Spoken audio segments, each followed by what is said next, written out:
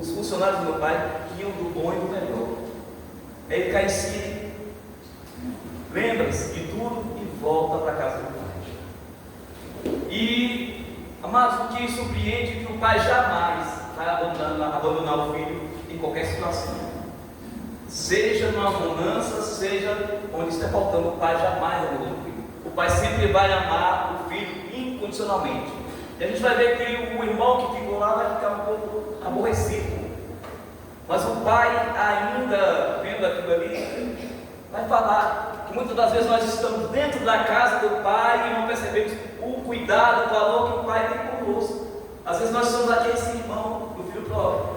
O pai está dentro da casa, nos abençoando, nos dando o bom e o melhor e não nos dando esse valor.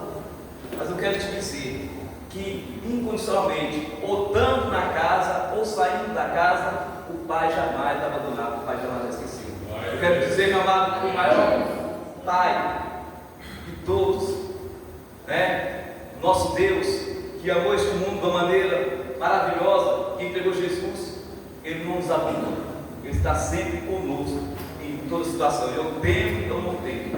É isso que eu quero dizer. Eu quero convidar a irmã Valquíria para estar louvando, e logo após, o pastor Marcelo vai estar trazendo uma mensagem maravilhosa, e a igreja fica atenta ao que o Senhor tem a ministrar nesta noite. Glória a Deus. Cumprimento aos irmãos com a paz do Senhor. Amém. Louvado e agradecido é o nome santo do Senhor. Toda honra, toda glória para o Senhor nesta noite. Vamos adorar o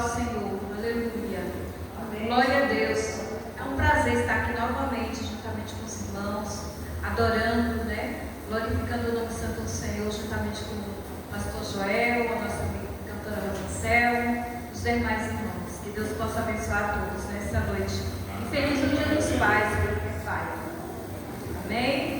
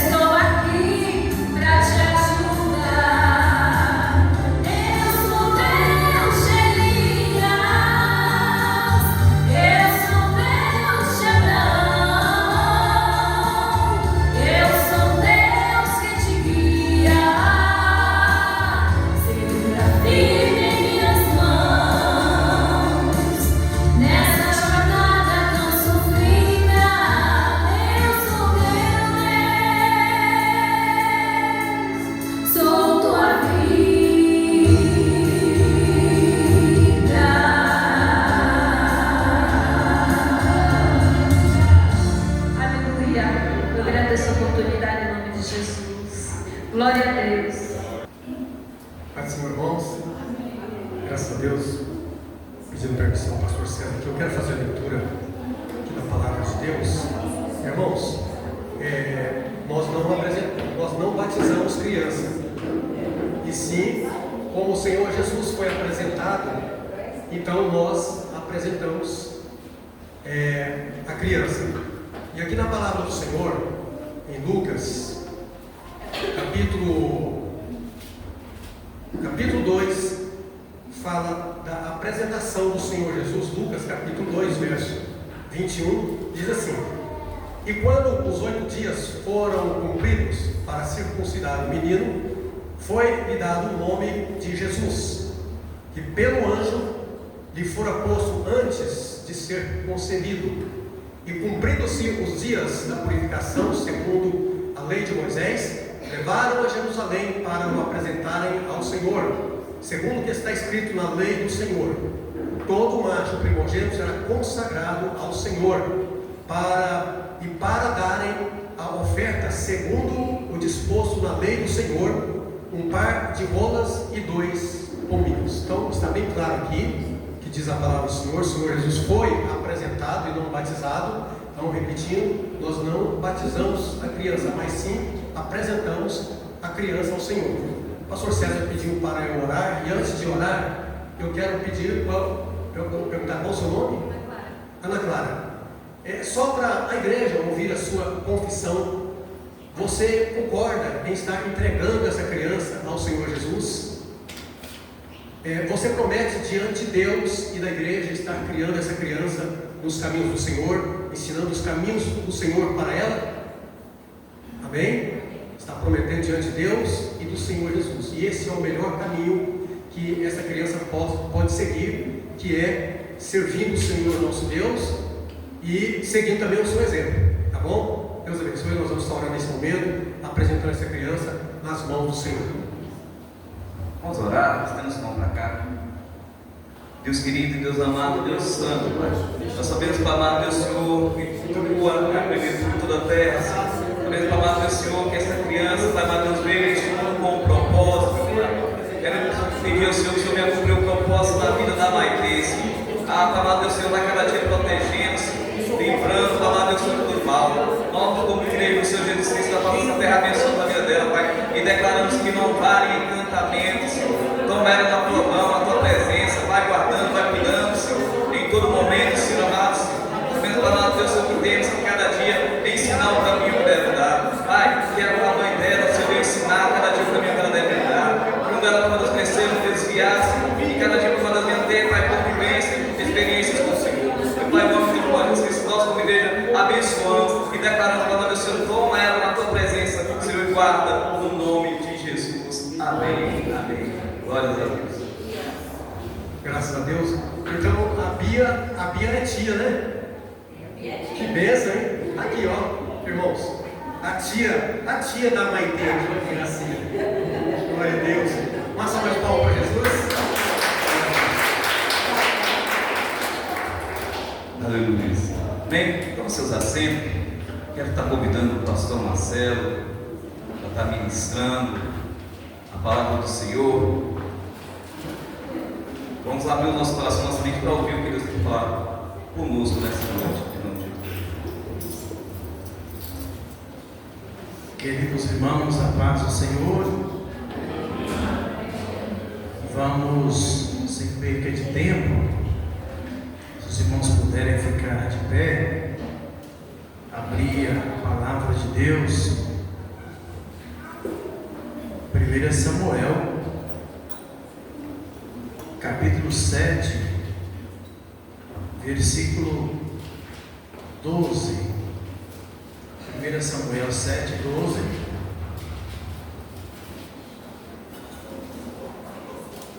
É o texto que Deus me dera para esta noite. Aliás, nós vamos ler 2 textos nesta noite. 1 Samuel 7, 12. Depois nós vamos ler João capítulo 4, versículo 23. Tá bom, queridos? Enquanto os irmãos estão procurando, Deus abençoe pastor Joel, sua esposa, cantora Rosa Cel, por ter nos convidado para estar aqui mais uma vez nessa igreja amada e abençoada, onde com certeza a presença de Deus se faz presente aqui nessa noite, né? Deus abençoe o pastor César, pastor interino também dessa igreja, de uma forma muito especial. É muito bom, irmãos, nos reunirmos na casa de Deus. Sabemos que não existe outro lugar melhor do que este, né? Quem achou o texto, 1 Samuel, capítulo 7, versículo 12, diga: encontrei. Então diz assim o texto, acho que está aqui na tela, né? Então tomou Samuel uma pedra e pôs entre Mispa e Sem, e chamou o nome dela Ebenezer, e disse: até aqui nos ajudou o Senhor. Amém, queridos? E chamou o nome dela, como é que é o nome, queridos? Ebenezer, que significa até aqui nos ajudou o Senhor. Agora, João capítulo 4, versículo 23, que é um texto bem conhecido também. A minha Bíblia ela tem uma versão diferente, para nós lermos todos juntos e entendermos. Vamos ler na versão que está ali, né? Mas a hora vem, e agora é, em que os verdadeiros adoradores adorarão o Pai em espírito e em verdade, porque o Pai procura a tais que assim o adorem. Pode se assentar em nome do Senhor Jesus. Graças a Deus. A palavra de Deus, ela é alimento para a nossa alma.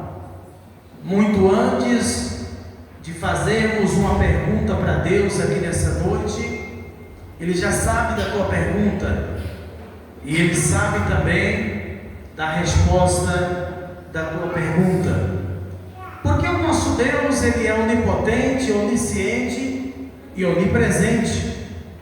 Então tudo que você colocou diante de Deus nessa noite, Ele já sabia. E o interessante, irmão, é que Deus, além de saber o que você ia pedir, Ele sabe também da resposta daquilo que você precisa aqui nessa noite. Nosso Jesus, Ele é tão maravilhoso que no Evangelho de João, Ele se manifesta pelo menos 14 vezes como aquele que é, como aquele que pode. No Evangelho de João, Jesus disse assim: eu sou a luz do mundo, quem me segue não andará em trevas, mas terá a luz da vida. No Evangelho de João, Jesus também continua se manifestando dizendo: eu sou a videira verdadeira, qualquer que estiver arraigado nesse ramo dará muitos frutos para o reino de Deus. No Evangelho de João, Jesus também continua se manifestando dizendo: eu sou o bom pastor que dá a vida pelas suas ovelhas. No Evangelho de João, Jesus também continua se manifestando dizendo: eu sou o caminho, a verdade e a vida, e ninguém vai ou vem ao Pai a não ser por mim. No Evangelho de João, Jesus também continua se manifestando dizendo: eu sou a ressurreição e a vida, e aquele que crê em mim, ainda que esteja morto, viverá. No Evangelho de João, Jesus continua se manifestando dizendo: eu sou o pão da vida, qualquer que comer desse pão da vida não estará se alimentando de um pão na padaria, porque lá você tornará a ter fome, mas aquele que se alimentar do pão que eu lhe der, nunca mais terá fome. Oh, glória a Deus! Jesus continua se manifestando, dizendo: eu sou a água viva que desceu do céu. Qualquer que beber desta água nunca mais terá sede, porque a água que eu lhe der tornará nele uma fonte de água viva que jorre para a vida eterna. Por que eu citei esses versículos? E dentre outros, tem muitos outros ainda que manifesta Jesus como o grande eu sou, como Ele é, porque tem muita gente, irmão, pensando que Ele é, tem muita gente achando que Ele é, mas Ele não é. Somente Jesus, Ele teve a coragem, a audácia de bater no peito e dizer: eu sou, eu posso fazer. Quantos acreditam que Jesus Ele é? Quantos acreditam? Levanta a mão direita, a mão esquerda. Eu gosto de pregar junto com a igreja, não que eu gosto de movimentos por aí que existe, não, mas é tão bom a igreja se envolver com a palavra, não é verdade, irmão? Então Jesus também se manifesta aqui nessa noite como aquele que é, como aquele que pode, como aquele que vai resolver a tua causa, como aquele que está aqui nessa noite, não apenas meramente como um Jesus que se manifesta dizendo: estou aqui, o Jesus que está ali pendurado na parede. Não, o nosso Cristo não é o Cristo, pastor Joel, que está pendurado na parede, que não pode fazer nada por ninguém. Não, o nosso Cristo, Ele ressuscitou dentre os mortos, está aqui nessa noite para dar vitória para você, meu irmão, para você, minha irmã, que chegou pensando: eu não sei por que eu vou nesse culto hoje, eu até não poderia nem ir nesse culto hoje,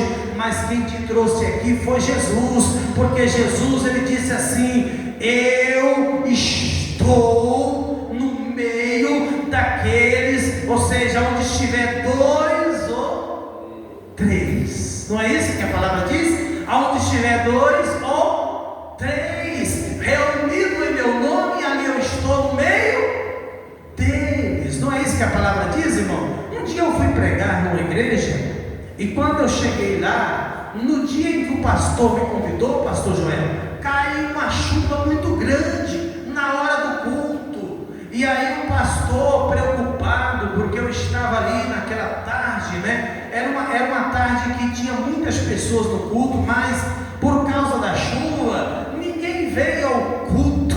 E eu fiquei ali esperando o povo chegar e não chegou ninguém, irmão. E o pastor olhou para mim, eu olhei para ele olhou para mim e disse: e agora, pastor Marcelo? Eu falei: meu querido, vamos pregar, né? Ele falou: o senhor tem coragem de pregar para mim? Eu falei: por que não, irmão? A palavra diz: onde tiver dois ou três reunidos em seu nome, Ele está no meio. O senhor está aqui, eu estou aqui, então Jesus está aqui no meio. Por que eu não vou pregar? Mas pastor, o senhor vai pregar para os bancos? Vamos, pastor, não tem problema não, abre o culto aí, vamos fazer a obra do Senhor. Aí ele abriu o culto, cantou 2 hinos ali da harpa, depois ele me chamou, e eu estava ali, irmão, naquele culto. Irmão, qual é esse pregador que tem coragem de pregar para os bancos? Eu tive essa coragem de pregar para os bancos, pensava eu que estava pregando para os bancos, mas naquela tarde o Espírito Santo me deu uma palavra. Eu comecei a pregar naquela tarde sobre Zaqueu, o publicano, e eu pregava naquela tarde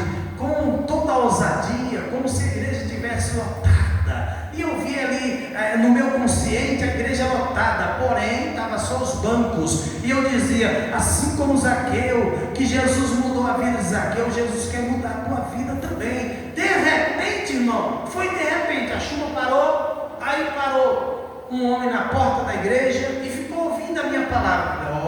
Já está surgindo efeito, vou continuar pregando. E eu disse: Jesus quer salvar a tua vida, Jesus quer mudar a tua história, assim como mudou a história de Zaqueu, Jesus quer mudar a tua história também. E de repente, irmão, não precisou fazer apelo nem nada. Aquele homem veio à frente, se ajoelhou e ele disse chorando: eu quero aceitar esse Jesus de Nazaré. Olha que coisa maravilhosa. Mais vale uma alma do que o mundo inteiro perdido, não é verdade?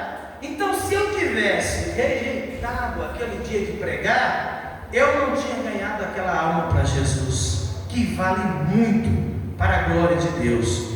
Então, queridos, nós lemos aqui a respeito de um texto em que poucos na igreja às vezes lêem. Essa palavra aqui de Samuel, no capítulo 7, versículo 12, já está falando depois de algo que aconteceu, algo que Israel passou. Israel vivia uma situação muito difícil. Faltava 1100 anos para Jesus nascer. Israel passava por um momento de tenúbrio, um momento na sua história, um momento de angústia espiritual. Por quê? Porque o templo estava corrompido e os cultos que se faziam ali era um ritualismo. Os cultos que se faziam em Israel eram os cultos que as pessoas não valorizavam mais. Por quê? Porque a palavra diz que o ritualismo havia tomado conta da igreja. A pior coisa que tem, irmão, é o ritualismo. A pior coisa que existe no nosso meio são cultos rituais. Sabe o que é culto ritual? É aquele culto que o crente vai para a igreja e ele pensa assim: eu vou para a igreja hoje, mas eu já sei o que vai acontecer no culto. Eu sei que o pastor vai fazer uma oração, eu sei que o grupo de louvor vai cantar 3, 4 hinos, também sei que depois vai fazer as apresentações, também sei que vai pregar meia hora e depois tem um momento, quem quer aceitar Jesus, e acaba o culto. Isso é ritualismo. Você sabe que essas coisas, irmão, nos afasta de Deus, porque a gente começa a se acostumar com o ritualismo, com o ritual da igreja. E eu creio, irmão, piamente, que a igreja do Senhor Jesus na terra, ela não foi levantada para viver o ritualismo. Não, nós estamos aqui, irmão, para viver o melhor de Deus aqui nessa noite, não é verdade? Ou você sai da sua casa para perder tempo aqui? Não, você vem da sua casa para viver o melhor de Deus aqui nessa noite. Enquanto muitos aí, pastor Joel, estavam vivendo a situação de Israel, você sabe que Israel não valorizava esses momentos assim. Por quê? Porque se fazer culto em Israel era algo banal. Agora eu vou explicar depois o porquê que isso acontecia. Os cultos não eram cultos assim espirituais, não eram momentos de louvores, não eram momentos assim que o povo tinha aquele sacrifício, né? Saía, ou seja, chegava na igreja, mas adorava a Deus com sacrifício, né? Entregando o melhor que ele tem. Israel estava vivendo esse momento. Por que, pastor Marcelo?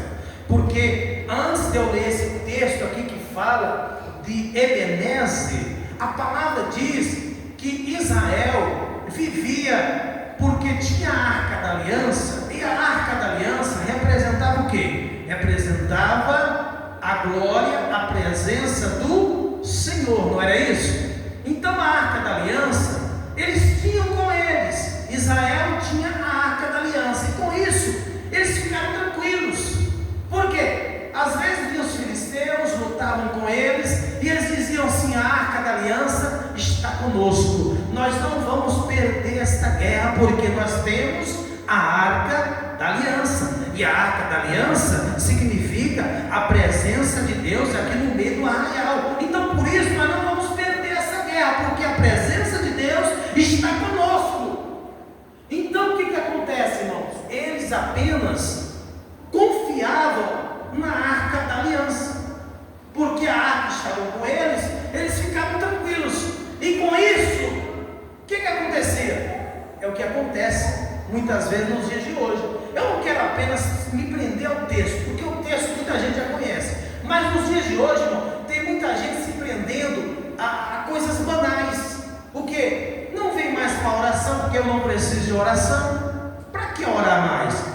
Eu estou vendo aqui na internet, eu descobri aqui que esse negócio de frequentar a igreja não existe na Bíblia. Tem muita gente pregando isso na internet.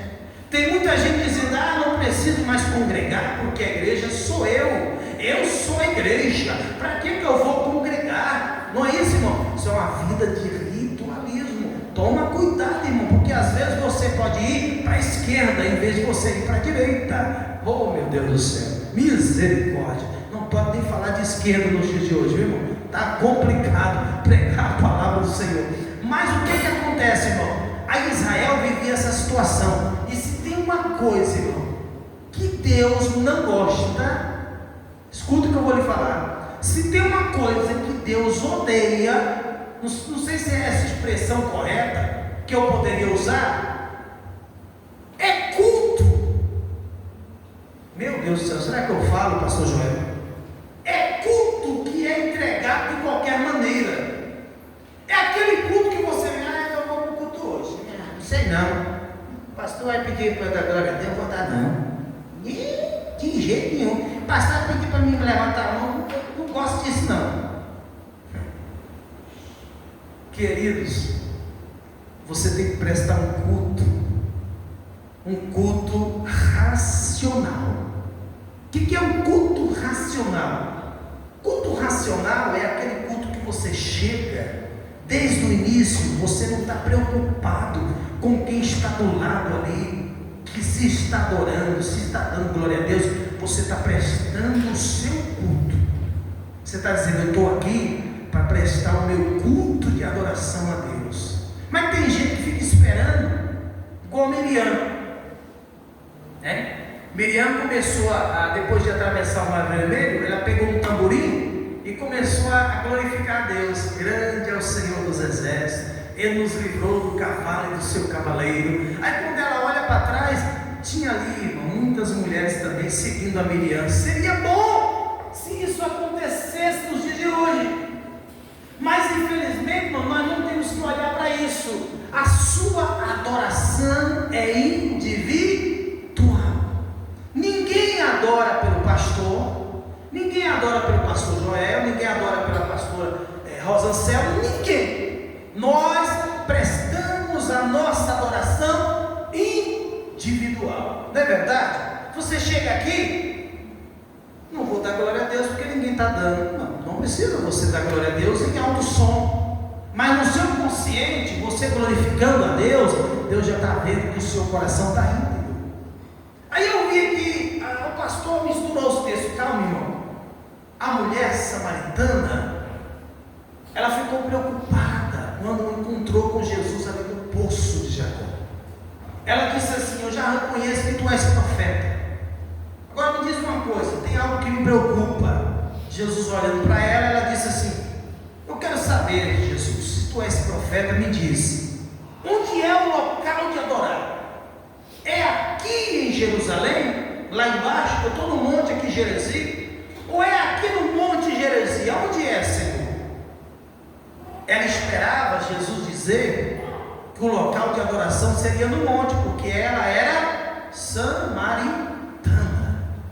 Mas Jesus disse assim, olha mulher, não é nem em Jerusalém, e também não é aqui nesse monte Geresi. Eu fico olhando para o relógio, porque é engraçado, começa a falar, parece que o relógio acelera. É uma coisa assim, terrível, pastor Joel. Jesus parece relógio terrível. Oh, glória. E aí Jesus disse, não é nem aqui em Jerusalém, e não é também lá no templo. A mulher disse, mas como assim, Senhor?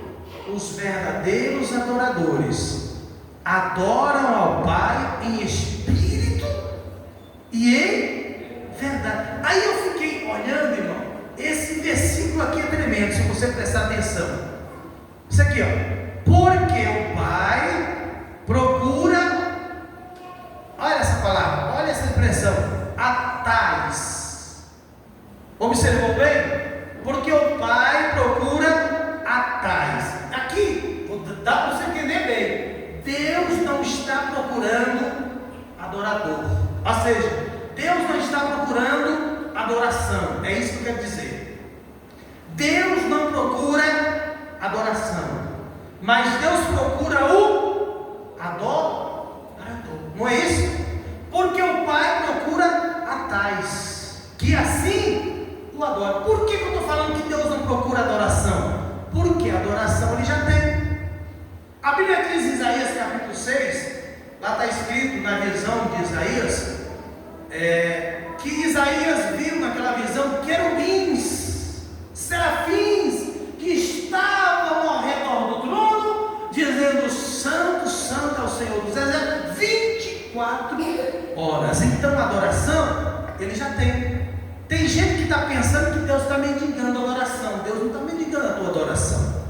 Se você quiser adorar, Ele é Deus, Ele vai abençoar do mesmo jeito. Se tu não quiser adorar, Ele continua sendo Deus e Ele abençoa do mesmo jeito. Porque Deus já tem adoração, Ele já é adorado. Amém, queridos? Então Deus procura aqui nessa noite verdadeiros adoradores. Já chegaram aqui nessa noite? Agora, por que Israel perdeu a Arca da Aliança naquela guerra com os amalequitas? Diz a palavra que foi muitas percas, porque Israel brincou demais. Israel parou de orar. A igreja hoje tem brincado, irmão, de uma forma geral. Não estou falando igreja, não é a igreja de Deus aqui, estou falando igreja de uma forma geral, porque a igreja somos nós, né? Quando eu falo igreja, não se resume a paredes, a púlpito, a cadeiras, porque isso não é igreja, isso é templos. A igreja é você. Aí tem uma parte na palavra de Deus que diz assim, que Jesus, que Deus não habita em templos feitos por mãos de homens. Por que Deus está aqui nessa noite? Porque você está aqui. É por isso que eu não concordo muito com aquele hino, cantora Rosa Céu. Quando eu cheguei aqui, meu Senhor já estava. Por quê? Você chegou aqui, primeiro você chegou atrasado no culto. Você chegou, Jesus já estava, né, pastor João? Segundo, Jesus estava aqui sozinho, irmão? Deus estava aqui sozinho no templo? Não. Deus não fica sozinho no templo. Ele chega quando você chega, porque Ele está dentro do seu coração. Você é a igreja do Senhor. Amém, queridos? Você é a igreja do Senhor. Aí Israel começou a brincar. Olha, irmão, a facilidade de ter as coisas tira o valor. Israel tinha a Arca da Aliança, então eles não valorizavam mais aquilo. Por isso que Deus permitiu com que os amalequitas tomassem a Arca da Aliança, levassem para longe. E as percas foram grandes. E as percas foram grandes.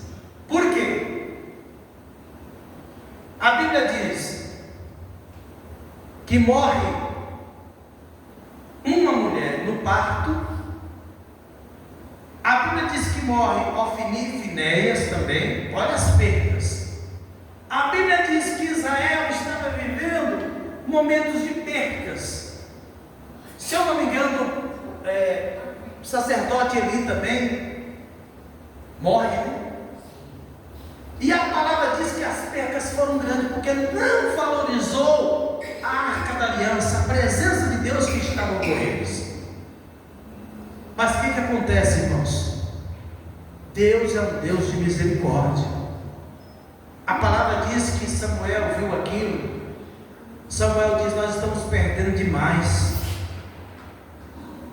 Nós temos que nos arrepender, porque nós não valorizamos a presença do Senhor. E tem muita gente que não está valorizando, irmão. O pastor diz assim: olha, tem culto de oração segunda-feira. O irmão diz: esse culto de oração, vou não vai ninguém, só vai 3 irmãos, vou não. Olha que Deus, Ele vê isso. É culto de ensinamento terça-feira, vou não, pastor, só fala a mesma coisa. Vou nada. Cuidado que você não está valorizando a presença de Deus. Não é o pastor não, porque Deus está aqui. Ah, quinta-feira tem um culto aí, irmão, vamos todo mundo vir. Aí ninguém liga, ninguém está nem aí, irmão. É por isso que muitas vezes, pastor Joel, a igreja, de uma forma geral, fica amarrada. A igreja não cresce, porque o povo está brincando com as coisas de Deus. Mas aí, quando é para assistir o filme do He-Man, que está agora em cartaz, aí todo mundo liga para o irmão, filme do He-Man hoje, vamos lá. Aí vai aquela galera toda da igreja. Pastor passa, o que vocês estão fazendo aí, irmão? Ah, irmão, aqui. Misericórdia, irmão. Ninguém vai para a oração, ninguém vai para a consagração, mas assistiu o filme do He-Man, a igreja está em peso. Misericórdia. Aí às vezes a pessoa está lá assistindo um filme Titanic em casa, comendo uma pipoquinha. Irmão, misericórdia, irmão, eu tenho que falar isso. Aí chega lá, Leonardo DiCaprio está afundando. Aí tem gente que chora, irmão. Oh, meu Deus, Leonardo DiCaprio vai morrer, Jesus. Oh, Senhor, tem misericórdia dele, Senhor. Chora, irmão, pega o lenço, enxuga as lágrimas. Aí fala: olha, meu amor, Leonardo DiCaprio. Aí quando chega na igreja, irmão, não derrama uma lágrima para Deus. Pastor prega, pastor canta, as irmãs cantam, não derrama uma lágrima para o Senhor Jesus. Cuidado com isso, irmão, porque nós não estamos valorizando a presença de Deus enquanto ela está conosco. Porque o Espírito Santo de Deus será retirado dessa terra um dia. Um dia, irmão, você vai chegar aqui, não vai estar aqui muitos cristãos, né?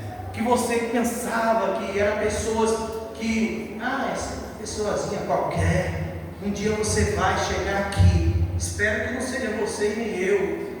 Eu não quero, irmão, isso. Cadê o pastor? Já era, irmão, foi-se embora para Sião. Glória a Deus. E você glorifica a Deus, porque se você tiver uma segunda chance, no sentido da palavra, espero que não seja você. Tá bom, irmãos? Mas eu quero que você valorize hoje esta palavra, a presença de Deus. Samuel chamou ao povo ao arrependimento. Coloca lá, minha irmã da mídia, o outro versículo, por gentileza, para a gente terminar. Cadê a irmã da mídia abençoada? Oh, glória. Aleluia. Vamos ver o que diz lá, para a gente terminar.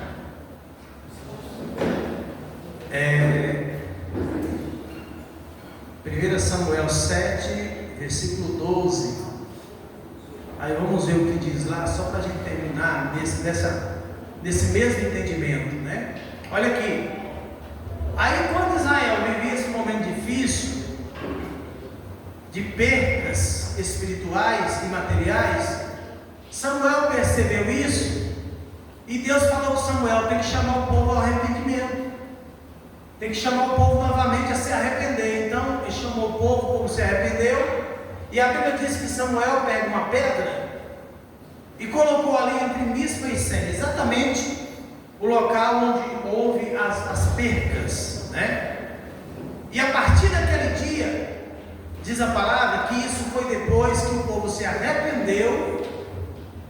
Aí veio os amalequitas, eles lutaram novamente. E nesta batalha eles ganharam.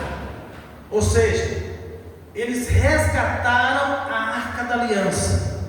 E por causa disso Samuel pegou essa pedra e colocou o nome da pedra Ebenezer. Interessante isso, né? Ou seja, todos que passassem por ali iriam lembrar: aqui nós tivemos muitas percas, aqui não foi fácil para nós, mas Samuel chamou o povo ao arrependimento, e agora nós estamos vendo essa pedra, e essa pedra se chama Ebenezer.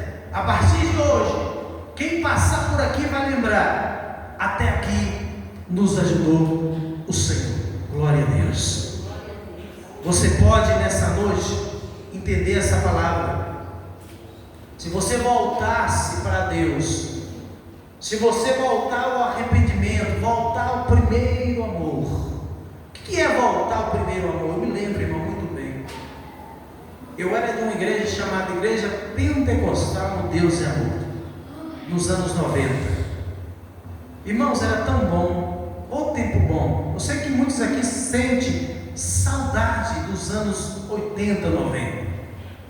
Não precisava o pastor convidar, irmão. A gente chegava na igreja se ajoelhando. A gente tinha vontade de pregar a palavra de Deus. Naquele tempo não era pregador. E o pastor dizia assim: olha, alguns dos irmãos obreiros hoje vai receber a oportunidade para pregar. Mas ele não dizia quem era. A gente chegava, ajoelhava, ficava de joelho no culto o tempo inteiro. Enquanto o pastor não dizia: fulano se levanta, que é você que vai pregar hoje. Ô irmão, era muita bênção. Só de você pegar o microfone, a glória de Deus já se manifestava. Ei, curas se manifestavam no meio da igreja. Pessoas eram curadas instantaneamente. Ei, não estou falando aqui, escute, não estou falando aqui de pula-pula. Não é isso, irmão, não, calma, isso aí não tem nada a ver não. Isso é emoção, emocionalismo, que a gente vê hoje acontecendo em muitas igrejas. Mas nós estamos falando de curas divinas. Hoje nós não vemos mais, irmão. Pastor, não, o nosso povo está doente, espiritual e materialmente falando também. O que tem de crente doente, internado? O Deus mudou, irmão? Nosso Deus ainda cura? Por que nós não vemos mais tantas curas como antigamente? A palavra de Deus diz que Jesus, quando estava na terra, não acontecia mais milagres por causa da incredulidade. O povo está incrédulo hoje, irmão. E tem uma coisa: nos dias atuais, o povo está mais incrédulo ainda por causa da internet. O povo acredita mais na internet do que na palavra do pastor, do que está pregando a palavra. Você sabia disso? Tem gente, irmão, 24 horas. Deixa eu ver o que o pastor falou, um negócio lá no culto, na terça-feira. Eu sei não, vou conferir aqui na internet. Aí vai lá, irmão, pro TikTok. Aí tem lá um tal de marretão, metendo o pau na igreja. Né? Tem outros lá metendo o pau na igreja, aqui batismo com o Espírito Santo. Isso não existe, falei em línguas estranhas, não existe. Engraçado, irmão. Quando o povo não tinha conhecimento da mídia, Deus operava mais. Aí Deus hoje está afastando. Não tem salvação de almas. Cultos, desculpe, irmão, eu dizer isso, são cultos realizados para nós mesmos. Você vê na igreja, é nós mesmos. Não entra uma vida nova para aceitar Jesus. Você não pode nem fazer o apelo mais. Porque quem é que vai aceitar Jesus? É nós mesmos. Irmão, a igreja precisa acordar. Nós precisamos saber que igreja existe para mudar vidas, para salvação de almas. Culto como hoje seria bom se tivesse muitos aqui para ouvir a palavra e sentir tocados por Deus. Não seria bom isso, irmão? Mas a igreja hoje está vivendo momentos difíceis. Que Deus abençoe, que possamos voltar ao primeiro amor, que possamos também construir essa pedra chamada Ebenezer em nosso meio e dizer: Deus está nos abençoando e vai continuar nos abençoando. Deus está conosco e vai continuar nos ajudando a cada dia. Ficamos de pé agora em nome de Jesus.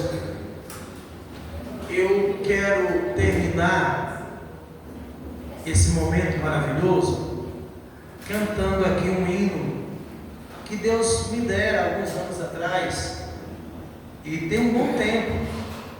Eu mandei fazer o playback, agora não está nem pronto ainda, mas eu queria em primeira mão cantar esse hino. Eu sei que não tem nenhum descrente aqui, mas nós vamos meditar na letra e Deus vai falar conosco. Amém, queridos? Quantos podem nessa noite dizer: o Senhor está conosco? Diga. Vamos adorar Jesus. Aleluia.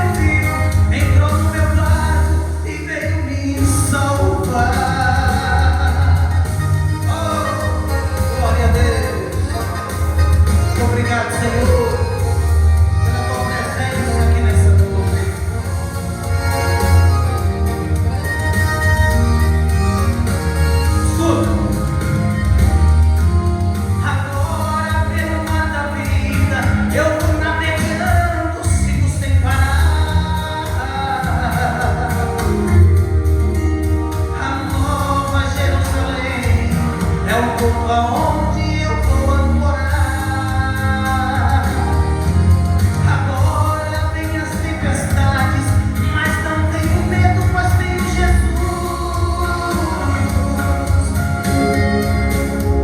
Com Ele dentro do meu barco, sei que vou chegar lá no céu de luz.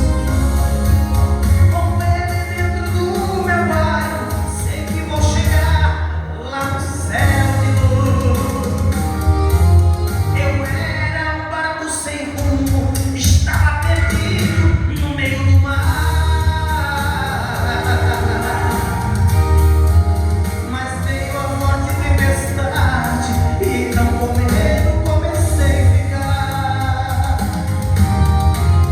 Clamei socorro em alta voz, mas ninguém no mundo pode me escutar.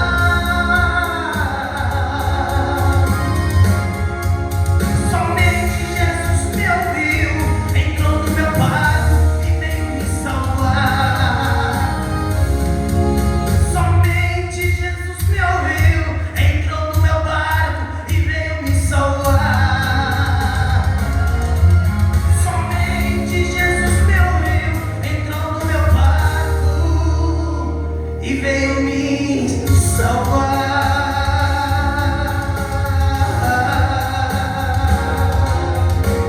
Obrigado, queridos. Deus abençoe. A paz do Senhor, irmãos. Hoje vamos ler a mensagem para o Dia dos Pais. Neste Dia dos Pais, queremos lembrar da mensagem da música sobre ela nos ensina que os pais também erram e ficam cansados, enfrentam dificuldades porque são seres humanos. Mas Deus, com seu grande amor, fortalece e capacita cada pai a ser mais sábio, mais paciente e mais corajoso. Quando os pais colocam a vida nas mãos do Senhor, encontram forças para cuidar, proteger e ensinar seus filhos no caminho do bem. Papai, você não precisa ser perfeito. O seu coração está ao céu todos os dias, ajudando a vencer os desafios, a se tornar um líder cada vez melhor. Que o Senhor abençoe todos os pais, dando sabedoria, amor e fé para conduzir as suas famílias, que mesmo diante da dificuldade, eles nunca se esqueçam que de Deus é a sua maior força. Feliz Dia dos Pais.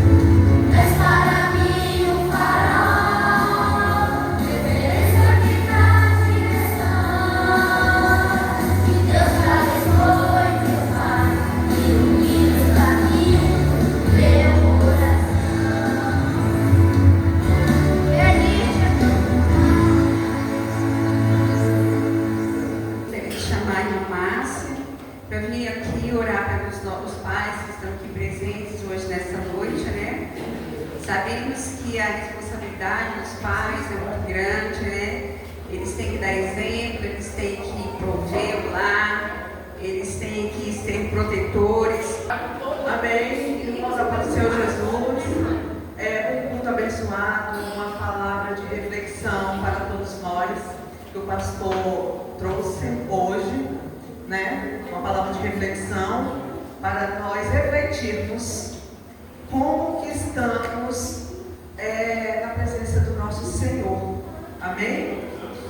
Eu quero apresentar não só os pais aqui da igreja, mas eu quero também apresentar todos os pais do Brasil e os pais também das crianças que não estão presentes na igreja. Eu peço que o Senhor vá de encontro a cada um. Eu peço que o Senhor, Ele toque na mente e no coração de todos os pais do Brasil. Que o Senhor entre com a intervenção divina em cada lar. Que o Senhor toque na mente, no coração, e aquilo que foi tirado, aquilo que foi roubado, aquilo que o inimigo está tentando tirar do meio da família, no meio dos pais, das mães, que o Senhor Jesus entre com uma intervenção divina. Meus irmãos, eu estou falando, eu estou arrepiando, amém? Porque é espiritual. É muito triste o que nós estamos vivendo, vivenciando, vendo no nosso país e no mundo. Amém? Dito isto, vou estar orando pelos pais aqui presentes. Amém? Aqui na igreja. Amém? Pai querido, Pai amado, Pai santo, nosso Pai celestial, nosso Deus querido e amado, Santíssimo Deus, Pai de nosso Senhor Jesus Cristo, Salvador e Redentor, eu apresento, Pai, todos os pais aqui presentes, os pais da igreja, diante de sua santa e gloriosa presença. Senhor, eu peço que o Senhor proteja a mente dos pais, proteja os pensamentos, proteja as emoções, Senhor. Peço, Pai querido, Pai amado, que o Senhor ilumine, que o Senhor toque com a Tua palavra poderosa, verdadeira. Peço, Senhor, que o Senhor encha cada pai com Teu amor, com a Tua paz, com a Sua harmonia, dando-lhe, Senhor, sabedoria, dando-lhe, Senhor, direcionamento, dando-lhe, Senhor, o amor incondicional. Pai querido, Pai amado, proteja cada mente dos pais, ensinando, Pai, os seus filhos o caminho que deve seguir, Pai querido, Pai amado, o caminho do amor, o caminho da obediência, o caminho, Senhor,